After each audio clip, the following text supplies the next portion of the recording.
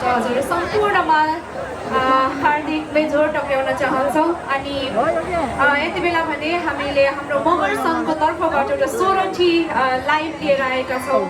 अनि यो चाहिँ हामीले भगवान्लाई सम्झिएर गाउने गीत मगर समुदायमा एकदमै प्रचलित भएको गीत हो। त्यसैले